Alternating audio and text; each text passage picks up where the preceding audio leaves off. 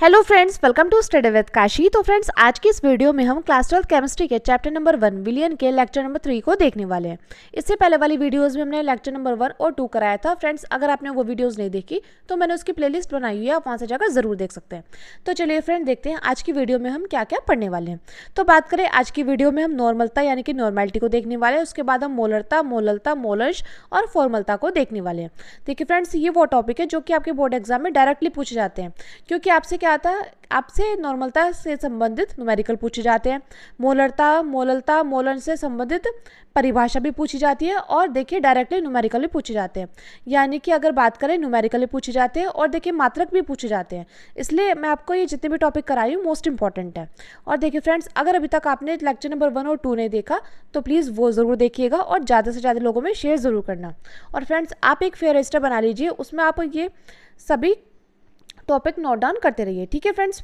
तो देखिए नॉर्मलता, नॉर्मलता क्या होता है, किसी विलयन के 1 लीटर आयतन में उपस्थित विलय के ग्राम तुल्यांकों की संख्या को n कहते हैं, यानी कि नॉर्मलता कहते हैं। तो नॉर्मलता क्या होता है, किसी विलयन के 1 लीटर आयतन में उपस्थित विलय के ग्राम तुल्यांकों की संख्या को नॉर्मलता कहते हैं।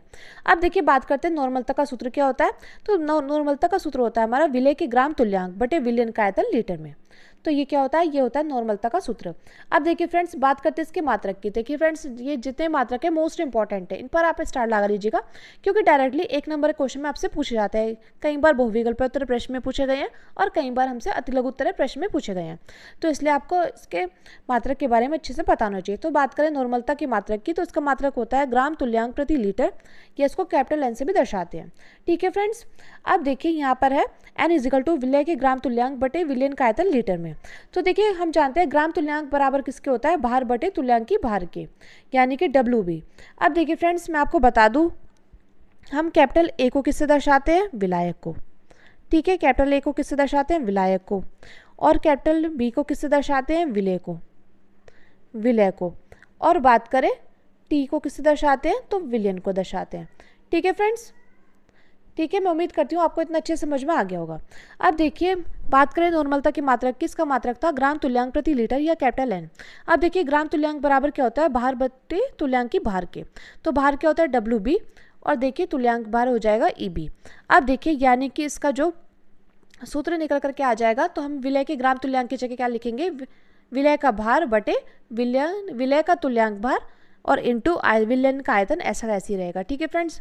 तो देखिए यानी कि हो जाएगा n इजिकल टू WB, यानी कि विलय, क्योंकि हमने B से दर्शाया था, तो विलय का भार ग्राम में अपॉन विलय का तुल्यांक की भार इंटू विलयन का आयतन लीटर में, ठीक है फ्रेंड्स। तो फ्रेंड्स, अगर आपने इसका स्क्रीनशॉट नहीं लिया तो आप इसका स्क्रीनशॉट ले सकते हैं। अब चलिए आगे बढ़ते हैं। अब देखिए, अब देखते हैं हम नॉर्मलता यानी कि n व शक्ति यानी कि स्ट्रेंथ में संबंध। तो देखिए फ्रेंड्स, 1-2 बार पूछा गया है नॉर्मलता व शक्ति में संबंध, तो आपको पता होना चाहिए, ठीक है फ्रेंड्स। तो देखिए हम जानते हैं नॉर्मलता का फॉर्मूला क्या होता है, नॉर्मलता का फॉर्मूला होता है n is equal to WB gram में अपॉन विलय का तुल्यांक भार इंटू विलयन का आयतन लीटर में। हम जानते हैं नॉर्मलता का फॉर्मूला ये होता है। और देखिए स्ट्रेंथ यानी कि शक्ति का फॉर्मूला क्या होता है, तो उसका फॉर्मूला होता है S is equal to WB gram में अपॉन विलयन का आयतन लीटर में, ठीक है फ्रेंड्स। तो अब हम क्या करेंगे, अब हम इन दोनों सूत्र की क्या कर देंगे, आपस में हम यहाँ पर तुलना कर देंगे। तो हम यहाँ पर लिखेंगे तुलना करने पर, क्या लिख देंगे, तुलना करने पर, ठीक है फ्रेंड्स। तो यानी कि n इजिकल टू हो जाएगा हमारा, यानी कि देखिए इस सारे पोर्शन की जगह, यानी कि इस पोर्शन की जगह हम चाहे तो लिख सकते हैं S, तो हम यहाँ पर लिखेंगे S अपॉन में EB, ठीक है फ्रेंड्स। या आप चाहे तो इसको लिख सकते हैं, देखिए इनके बीच में संबंध तो ये रहा, और आप चाहे तो लिख सकते हैं S is equal to N into EB, ठीक है फ्रेंड्स। तो ये है हमारा नॉर्मलता व शक्ति में संबंध। अब देखिए बात करते हैं मोलरता की, जिसको इंग्लिश में बोलते हैं मोलरिटी, इसको कैपिटल M से दर्शाते हैं। और देखिए फ्रेंड्स, आप इस पर स्टार लगा लीजिएगा, क्योंकि मोस्ट इंपॉर्टेंट है और हर साल पूछा जाता है। देखिए मोलरता से न्यूमेरिकल पूछे जाते हैं और इससे मात्रक भी पूछा जाता है, और इसकी परिभाषा बहुत ज़्यादा इंपॉर्टेंट है, ठीक है फ्रेंड्स। तो मोलरता, मोलरिटी यानी कि M से क्या दर्शाते हैं, से हम क्या समझते हैं, तो किसी विलयन के 1 लीटर आयतन में उपस्थित विलय के मोलों की संख्या को मोलरता कहते हैं। तो मोलरता क्या होता है, मोलरता होता है किसी विलयन के 1 लीटर आयतन में उपस्थित विलय के मोलों की संख्या को विलयन की मोलरता कहते हैं। इसको हम कैपिटल एम से दर्शाते हैं। अब बात करते हैं मोलरता की, तो कैपिटल एम इजिकल टू हो जाएगा विलय के मोल बटे विलयन का आयतन लीटर में।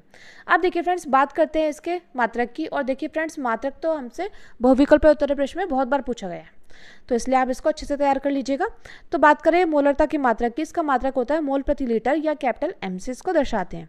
ठीक है फ्रेंड्स, अब देखिए विलय के मोल, तो मोल की जगह हम क्या लिख सकते हैं, भार बटे अणुभार। देखिए मोल इजिकल टू क्या होता है, भार बटे अणुभार, यानी कि इसका सूत्र बनकर तैयार हो जाएगा कैपिटल एम इजिकल टू विलय का भार बटे विलय का अणुभार इंटू विलयन का आयतन लीटर में। यानी कि कैपिटल एम इजिकल टू हो जाएगा WB ग्राम में अपॉन विलय का अणुभार। तो देखिए विलय को तो हमने B से दर्शाया था, तो MB इंटू विलयन का आयतन लीटर में, तो और विलयन को हमने दर्शाया था T से, तो ये जाएगा VTL। यानी कि देखिए मोलरता का फॉर्मूला निकल करके आ गया है M is equal to WB gram में upon MB into VT litre में। ठीक है फ्रेंड्स, मैं उम्मीद करती हूँ आपको इतना अच्छे से समझ में आ गया होगा। अब चलिए आगे बढ़ते हैं। अब देखिए फ्रेंड्स, आगे हम पढ़ते हैं नॉर्मलता यानी कि एन व मोलरता में संबंध, जो कि मोस्ट इंपॉर्टेंट है। इस पर आप स्टार लगा लीजिएगा, क्योंकि देखिए फ्रेंड्स बहुत बार पूछा गया है, तो नॉर्मलता या और मोलरता में संबंध क्या होता है। तो देखिए बात करते हैं नॉर्मलता की, तो हम जानते हैं नॉर्मलता का फॉर्मूला क्या होता है, एन इजिकल टू होता है WB ग्राम में अपॉन विलय का तुल्यांक भार इंटू विलयन का आयतन लीटर में। ये क्या होता है, ये होता है हमारा नॉर्मलता का फॉर्मूला। और बात करें मोलरता के फॉर्मूले की, तो मोलरता का फॉर्मूला क्या होता है, मोलरता का फॉर्मूला होता है WB ग्राम में अपॉन विलय का अणुभार इंटू विलयन का आयतन लीटर में। ठीक है फ्रेंड्स, तो अब हम क्या करेंगे, अब हम यहाँ पर N अपॉन M कर देंगे, यानी कि हम इसको इससे क्या कर देंगे, भाग कर देंगे। तो जब हम इसको इससे भाग करेंगे तो N upon M is equal to हो जाएगा WB ग्राम में upon EB into VT litre में। ठीक है फ्रेंड्स, अब देखिए ये आ जाएगा WB ग्राम में into MB into VT litre में। ठीक है फ्रेंड्स, तो इससे ये कैंसिल हो जाएगा और इससे ये कैंसिल हो जाएगा, यानी कि यहाँ पर क्या बचेगा, यहाँ बचेगा 1 upon EB upon 1 upon MB। ठीक है फ्रेंड्स, तो यानी कि ये क्या चला जाएगा, ये इसके साथ चला जाएगा और ये चला जाएगा इसके साथ, यानी कि N upon M is equal to हो जाएगा MB अपॉन EB। तो देखिए फ्रेंड्स, हम इसके जगह क्या लिख सकते हैं, स्मॉल n लिख सकते हैं। ठीक है फ्रेंड्स, और यहाँ पर स्मॉल n क्या है, तो देखिए यहाँ बात करें स्मॉल m की, स्मॉल n है यहाँ पर अम्ल की क्षारकता, जहाँ स्मॉल n अम्ल की क्षारकता भी है, अम्ल की क्षारकता भी है, और स्मॉल n क्या है, क्षार की अम्लता भी है। n इजिकल टू क्षार की अम्लता भी है, क्षार की अम्लता भी है, और स्मॉल n क्या है, लवण का आवेश भी है। ठीक है फ्रेंड्स, लवण का आवेश भी है। ठीक है फ्रेंड्स, तो देखिए नॉर्मलता व मोलरता में संबंध आपको पता होना चाहिए। अब देखिए फ्रेंड्स, अगर देखिए आपको कोई पदार्थ दिया गया है और बोला गया है उसका n निकालिए, तो आप कैसे निकालेंगे। जैसे कि देखिए यहाँ पर HCl दिया गया है, तो यहाँ पर हम क्या देखेंगे, यहाँ पर हम इसका विस्थापी हाइड्रोजन परमाणु देखेंगे, यानी कि यहाँ पर कितने H है, क्योंकि ये तो है अम्ल, तो यहाँ पर कितने H है, 1, यानी कि N की वैल्यू हो जाएगी 1। इसी प्रकार यहाँ पर देखिए, हम यहाँ पर देखेंगे कोई क्षार ले लीजिए, क्षार है NaOH। ठीक है, NaOH ले लिया हमने यहाँ पर, तो हम यहाँ पर देखते हैं कि क्षार यानी कि OH कितने हैं, तो OH है 1, तो यहाँ पर हो जाएगा क्षार की अम्लता 1।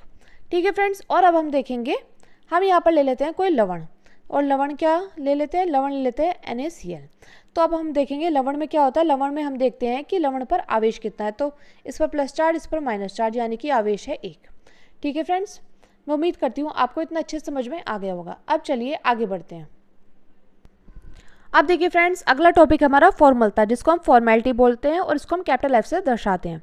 अब देखिए फ्रेंड्स, ये देखिए 3 से 4 पेपर सेट में बहुत बार पूछा गया है, तो इसलिए आप इसको अच्छे से तैयार कर लीजिएगा। तो आपको इसकी परिभाषा, सूत्र और मात्रक अच्छे से पता होना चाहिए। तो बात करते हैं फॉर्मलता यानी कि फॉर्मेलिटी की, तो ये क्या होता है, किसी विलयन के 1 लीटर आयतन में उपस्थित विलय के ग्राम सूत्र भारों की संख्या को फॉर्मलता यानी कि F कहते हैं।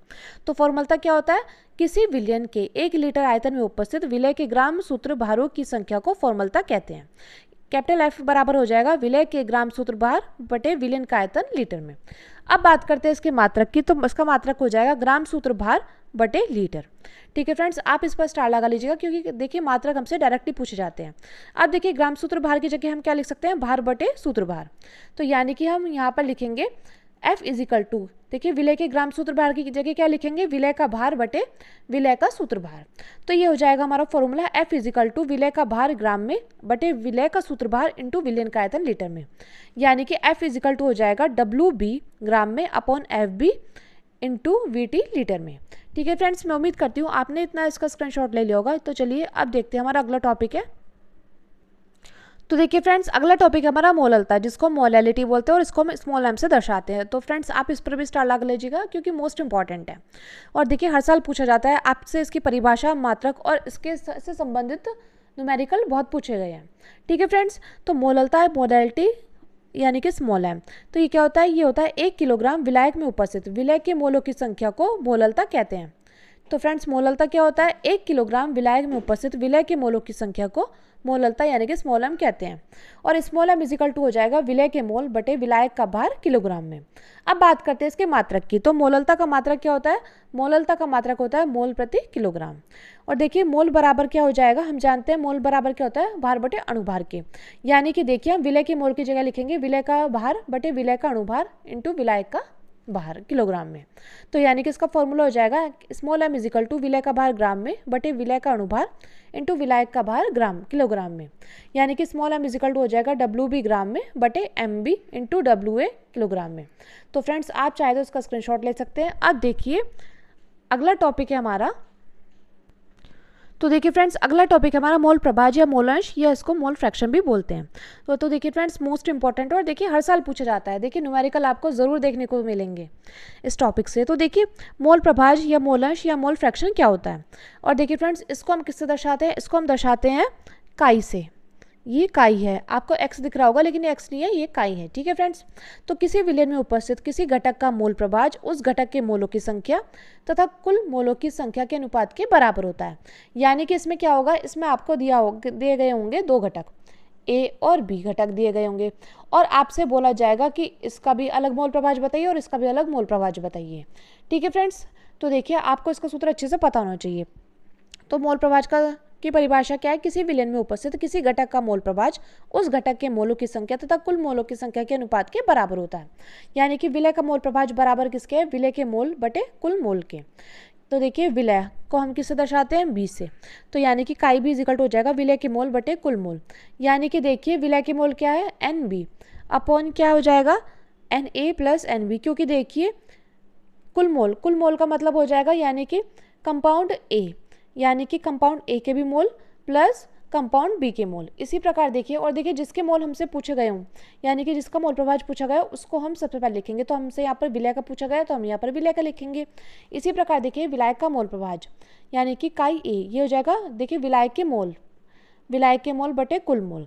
तो विलायक के मोल क्या हो जाएंगे, NA अपॉन कुल मोल क्या हो जाएगा, NA प्लस NB। ठीक है फ्रेंड्स, और देखिए हम जानते हैं काई A प्लस काई B बराबर किसके होता है, 1 के। यानी कि आप चाहे तो अगर आपने एक कंपाउंड का मोल प्रभाज निकाल लिया और अगर आपको दूसरे कंपाउंड का मोल प्रभाज निकालना है तो आप काई B इजिकल टू लिख सकते हैं 1 माइनस काई A। आप इस प्रकार से भी मोल प्रभाज निकाल सकते हैं। तो फ्रेंड्स आज की वीडियो में बस इतना ही। मैं उम्मीद करती हूँ फ्रेंड्स आपको ये टॉपिक अच्छे समझ में आ गए होंगे। अगर फ्रेंड्स वीडियो हेल्पफुल रही है तो प्लीज़ हमारे चैनल को सब्सक्राइब कर लेना और वीडियो को लाइक शेयर कमेंट करना मत भूलना। तो चलिए फ्रेंड्स मिलते हैं नेक्स्ट वीडियो में। Thank you, thanks for watching.